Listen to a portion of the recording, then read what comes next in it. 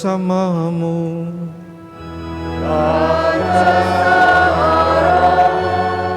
Inilah Injil Yesus Kristus menurut Lukas.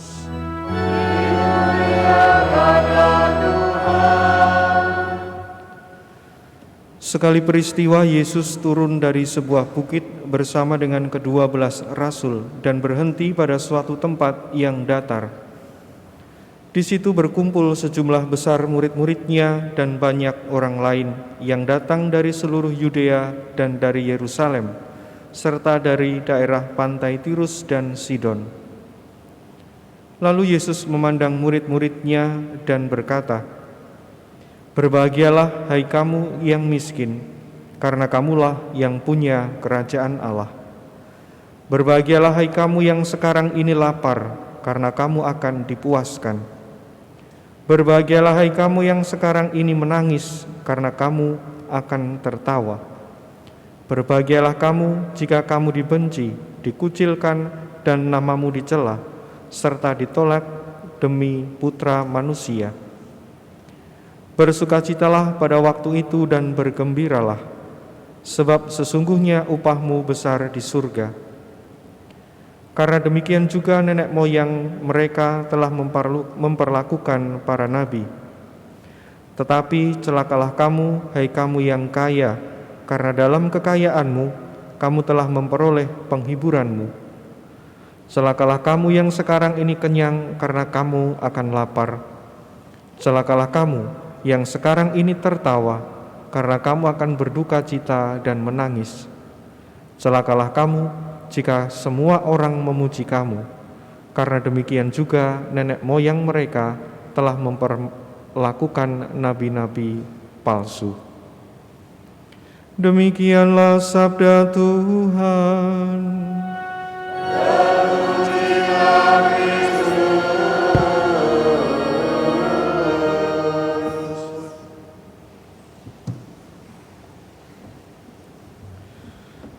Bapak, Ibu, dan saudara-saudari yang terkasih, dalam keseharian hidup selalu kita ini punya dua macam reaksi terhadap semua peristiwa. Reaksi yang pertama secara naluriah manusiawi, ya, kita menerima.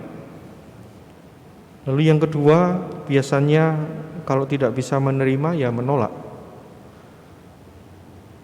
Mulai dari hal sederhana, ketika Anda dipanggil dengan nama Anda masing-masing, itu saja kita punya dua pilihan. Menerima panggilan itu dengan menoleh atau menyambut panggilan itu, atau ya diam saja. Maka dua hal ini selalu mengikuti dan hidup di dalam perjalanan keseharian hidup kita, mulai bangun tidur sampai tidur lagi. Tidak ada satupun hal dalam keseharian kita itu yang mudah untuk dipilih. Kelihatannya mudah karena Anda terbiasa. Bangun tidur lalu cuci muka atau gosok gigi itu dulu sulit sebagai anak-anak. Tapi hari ini yang sudah dewasa, ya itu otomatis. Tapi bermula dari sebuah pilihan. Maka sabda Allah itu pun punya konsekuensi yang sama. Ketika sabda itu diwartakan dan disampaikan, dua hal, menerima atau menolaknya, itu menjadi amat biasa. Termasuk bagi kita yang menyebut diri sebagai murid Tuhan Yesus. Sejak bacaan yang pertama disajikan kepada kita, dua buah pilihan, mau memilih berkat atau memilih kutukan. Dan jelas di situ, beginilah firman Tuhan, terkutuklah orang-orang yang mengandalkan manusia, yang mengandalkan kekuatannya sendiri, dan yang hatinya menjauh dari Tuhan. Tapi sebaliknya, diberkati orang yang mengandalkan Tuhan. Lalu Anda bertanya, Romo piye carane mengandalkan Tuhan itu?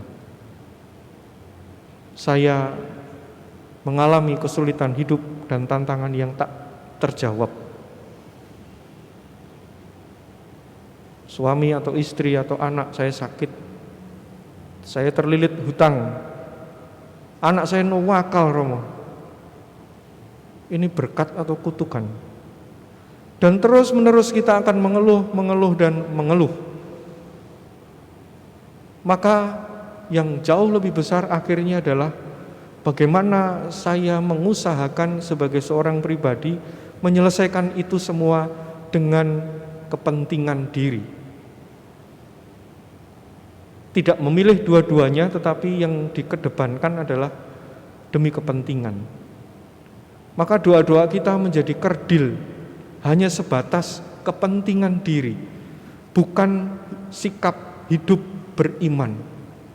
Yang dibutuhkan murid Kristus supaya ia mengandalkan Tuhan adalah sikap imannya. Lalu Anda bertanya, bedanya sikap iman dan kepentingan diri apa, Romo? Dijawab dalam bacaan yang kedua.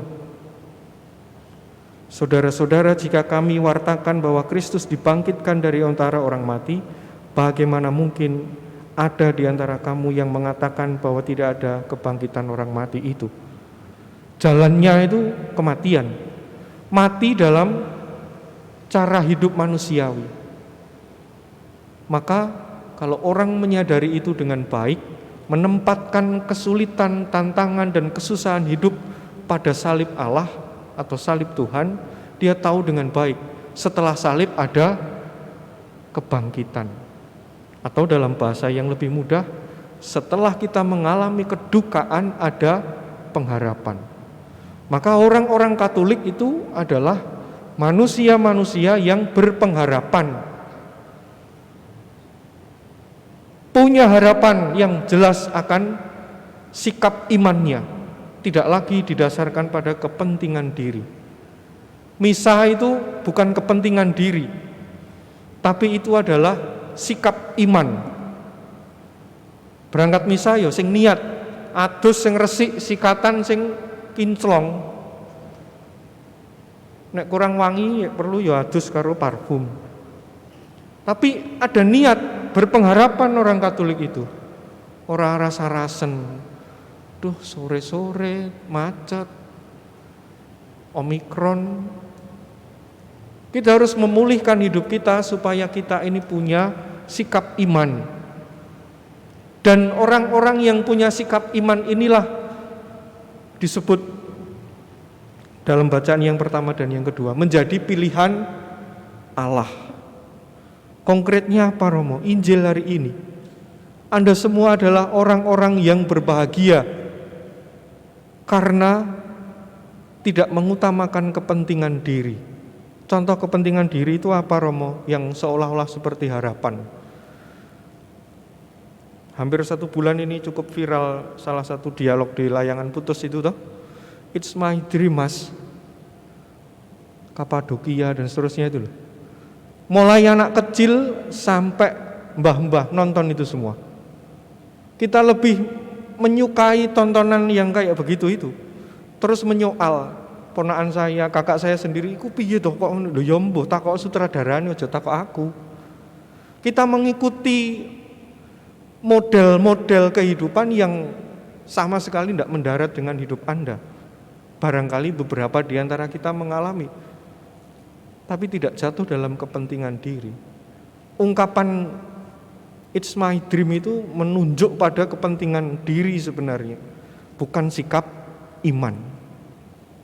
Orang-orang Katolik adalah orang-orang yang dalam Injil itu dibahasakan sebagai yang berbahagia. Anda bisa punya uang banyak, Anda bisa beli jam yang mahal, tapi Anda bisa membeli waktu yang penuh rahmat. Ekaristi tidak bisa Anda beli. Dan inilah waktu penuh rahmat. Anda punya uang mungkin bisa berobat demi kesehatan, tapi Anda tidak bisa membeli keselamatan. Maka jika kita ingin dan merindukan sikap iman yang membahagiakan, pilihlah menerima sabda Allah itu. Tidak mudah, ya, gak enek sing mudah. Kalau Anda mau selamat, ikut Tuhan Yesus, sudah jelas kok. Salib. Selamat gampang itu ya tidak ada juga. Pekerjaan yang mudah menghasilkan banyak rezeki juga tidak ada, kecuali gaple, dan itu bukan pekerjaan. Maka Bapak Ibu dan saudara-saudari yang terkasih, berbahagialah mereka yang miskin, yang berduka cita, yang bercucuran air mata, dan seterusnya, yang lapar, dan seterusnya. Mau menunjukkan pada situasi diri kita ketika kita tidak punya apa-apa lagi, dan kita hanya mengandalkan rahmat Allah. Maka setiap hari, sembari Anda bekerja, bertekun, setia, sebenarnya kita sedang mereguk rahmat untuk semakin mengongsongkan diri. Bukan karena kepentingan diri, tapi justru semakin hari semakin terbuka, sumeleh kata orang Jawa, untuk menikmati meskipun tidak mudah rahmat demi rahmat yang diberikan Tuhan. Orang-orang macam inilah yang disebut sebagai orang yang berbahagia. Dan salah satu kebahagiaan itu tidak bisa lain dan tidak bisa tidak adalah melalui Ekaristi. Itulah wujud yang paling konkret dan nyata. Anda menyekutukan diri, tidak ada kepentingan selain Anda menerima Tuhan. Maka disebut ya Anda bersatu dengan Tuhan. Ketika tubuh Kristus diberikan kepada Anda, itu ya mulai dari kepalanya Tuhan Yesus sampai ujung kaki. Ora tangane tok, ora sikile Gusti Yesus tok, enggak. Tapi keseluruhan diri Tuhan Yesus memenuhi Anda. Yang nampak adalah ketika Anda memakan hosti suci itu, tetapi sebenarnya dengan cara itulah Anda itu dipenuhi oleh Allah sendiri. Sehingga Bapak Ibu dan saudara-saudari yang terkasih, pandanglah hidup Anda sebagai rahmat yang tidak akan pernah habis. Tidak mudah menjalani keseharian kita. Saya pun juga demikian sebagai imam. Maka kita perlu menanggalkan kepentingan diri, lalu mengutamakan sikap iman supaya sungguh-sungguh berbahagia itu dalam iman, bukan secara manusiawi belaka. Berkat Tuhan menyertai kita semua.